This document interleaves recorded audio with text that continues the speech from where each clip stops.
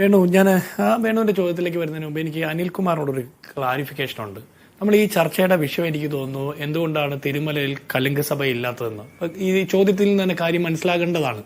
പക്ഷെ അനിൽകുമാർ പറഞ്ഞത് വലതുപക്ഷ പാർട്ടികളായിട്ടുള്ള BJPയും കോൺഗ്രസും എന്ന്. കോൺഗ്രസ് ഒരു സെൻട്രൽ ലെഫ്റ്റ് പാർട്ടിയാണ്, ഞങ്ങളൊരു ലെഫ്റ്റ് പാർട്ടിയാണെന്ന് തന്നെയാണ് ഞങ്ങളുടെ ബോധ്യം. സെൻട്രൽ ലെഫ്റ്റ് അതെന്താണെന്ന് അനിൽകുമാർ റിസർച്ച് ചെയ്താൽ മനസ്സിലാക്കാവുന്നതാണ്. ചിലപ്പോൾ അതിൽ ഏറ്റക്കുറച്ചിലുകളോ പോരായങ്ങളോ ഒക്കെ ചിലപ്പോൾ സംഭവിച്ചിട്ടുണ്ടാവും. അപ്പോൾ പോലും സെൻട്രൽ ലെഫ്റ്റ് പാർട്ടിയാണെന്നുള്ളതിൽ അഭിമാനം കൊള്ളുന്ന ഒരു പാർട്ടിയാണ് കോൺഗ്രസ് പാർട്ടി.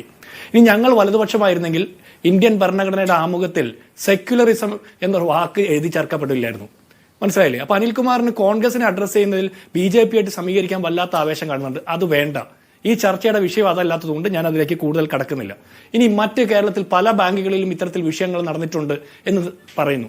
ഞാൻ അതിനെയും ഇതിലേക്ക് കണക്ട് ചെയ്യാൻ ആഗ്രഹിക്കുന്നില്ല. കോൺഗ്രസ് ഭരിച്ചിരുന്ന പല ബാങ്കുകളും സംഭവിച്ചിട്ടുണ്ട്. കരുവന്നൂർ ബാങ്ക് അതിന്റെ ഏറ്റവും വലിയൊരു ഈ ബാങ്ക് തട്ടിപ്പുകളുടെ സഹകരണ ബാങ്ക് തട്ടിപ്പിന്റെ ഒരു ഉദാത്ത മാതൃകയായിട്ട് തന്നെ നിൽക്കുന്ന ഒരു സാഹചര്യമുണ്ട്. അങ്ങനെ പലതുമുണ്ട്. ഞാൻ ഇതിനെ ഒന്നും കൊണ്ടുവരാൻ ആഗ്രഹിക്കുന്നില്ല. അനിൽകുമാർ ആ വിഷയങ്ങളൊക്കെ കൊണ്ടുവരുമ്പോൾ ഈ ചർച്ചയുടെ യഥാർത്ഥ ഫോക്കസ് മാറുന്നു എന്നുള്ള തോന്നൽ എനിക്കുള്ളത് കൊണ്ടാണ് ഞാൻ അത് കൊണ്ടുവരാത്തത്. ഇനി ഈ സമയം നമ്മൾ ചർച്ച ചെയ്യേണ്ട വിഷയം, വേണു എന്നോട് ശരിയായി ചോദിച്ച ഒരു ചോദ്യമുണ്ട്. എന്താ നമ്മുടെ ആളുകൾ ഞാൻ വിചാരിക്കുന്നു ഉത്തരവാദിത്തപ്പെട്ട BJPയുടെ ആള് അവരുടെ ഭരണസമിതി ഭരിക്കുന്ന ഒരു ബാങ്കിൽ അവിടെ നമ്മുടെ ആളുകൾ ലോൺ എടുത്തിട്ട് തിരിച്ചടച്ചില്ല എന്ന് പറഞ്ഞാൽ അത് BJPക്കാർ തന്നെയായിരിക്കുമെന്നാണ് ഞാൻ വിചാരിക്കുന്നത്. ഇവിടെ ലോൺ എടുക്കുന്ന ആളുകൾ മുഴുവൻ മോശക്കാരാണെന്നുള്ള അഭിപ്രായം എനിക്കില്ല.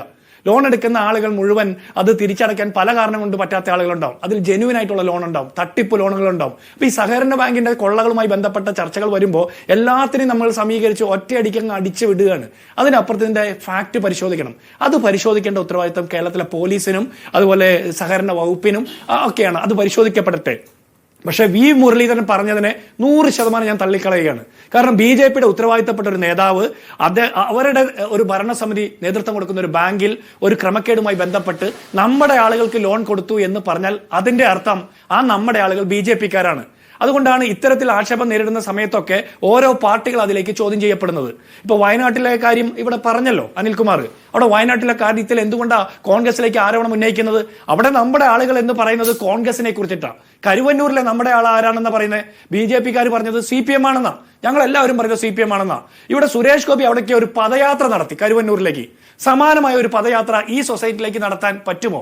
അല്ലെങ്കിൽ ഇതിന്റെ പരിസരത്ത് BJPയുടെ നേതാക്കന്മാർക്ക് കലിംഗ സഭ നടത്താൻ പറ്റുമോ എന്നുള്ളതാണ് ചോദ്യം. പറ്റില്ല. കാരണം ഇതിൽ ആരോപണ വിധേയരായിട്ടുള്ള ആളുകൾ, ഇതിൽ കുറ്റക്കാരെന്നുള്ള രീതിയിൽ നമ്മൾ കാണുന്ന ആളുകൾ അത് BJPക്കാരാണ്.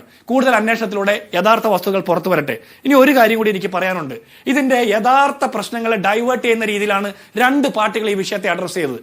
ഞാൻ വിചാരിക്കുന്ന കോൺഗ്രസിന്റെ അവിടുത്തെ പ്രാദേശിക നേതാക്കന്മാരും ജില്ലാ നേതാക്കന്മാരും ഈ വിഷയത്തിൽ ഈ മരണത്തെ ഒരു രാഷ്ട്രീയ ടൂളാക്കി ഉപയോഗിക്കാൻ താല്പര്യപ്പെടാത്തത് കൊണ്ട് വെയിറ്റ് ചെയ്യുകയാണ്. ഇതിൽ യഥാർത്ഥ വസ്തുതകൾ പുറത്തു വരട്ടെ എന്നുള്ളത് കൊണ്ട് തന്നെ. പ്രത്യേകിച്ച് ഒരു പൊതുപ്രവർത്തകൻ ആത്മഹത്യ ചെയ്യുന്നു.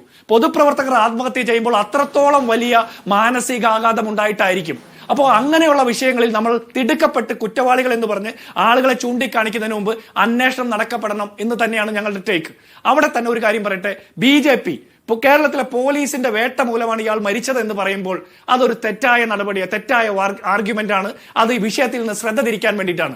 BJPയുടെ സംസ്ഥാന പ്രസിഡന്റിന്റെ ആ പെരുമാറ്റ രീതി തന്നെ അത്രത്തോളം പ്രകോപനപരമായി മാധ്യമ പ്രവർത്തകരെ പോലും ആക്ഷേപിച്ചുകൊണ്ടുള്ള, ഭീഷണിപ്പെടുത്തിക്കൊണ്ടുള്ള, ഡിഫമേഷൻ കേസ് കൊടുക്കുമെന്ന് വിരട്ടിക്കൊണ്ടുള്ള ആ പ്രതികരണം പോലും അതിലെന്തൊക്കെയോ ഒളിക്കാനുണ്ട്, മൂടാനുണ്ട് എന്നുള്ളത് നമ്മളുടെ മുമ്പിൽ സംശയത്തിന്റെ മുന നൽകുന്നതാണ്. അതുപോലെ തന്നെ CPM-ഉം ഈ മരണം കേട്ടപാടെ അതിൽ വല്ലാത്ത രീതിയിൽ മാർച്ച് നടത്തി ഞങ്ങളല്ല ഇതിൽ കുറ്റക്കാരെന്ന് സ്ഥാപിക്കാൻ വേണ്ടി ശ്രമിക്കുന്നു. ഇതിൽ CPM കുറ്റക്കാരാണെന്ന് ആരും പറയുന്നില്ല. ഈ കേരളത്തിലെ പോലീസാണ് കുറ്റക്കാരെന്ന് പോലീസ് വേട്ടയാടിയെന്ന് ആത്മഹത്യാക്കുറിപ്പിലും പറയുന്നില്ല. അപ്പോൾ ഞങ്ങളല്ല എന്ന് പറഞ്ഞുകൊണ്ട് ഈ മരണത്തെ രാഷ്ട്രീയ ലാഭത്തിന് വേണ്ടിയിട്ട് ഉപയോഗിക്കാൻ പാടില്ല എന്ന് തന്നെയാണ് ആർഗ്യുമെന്റ്.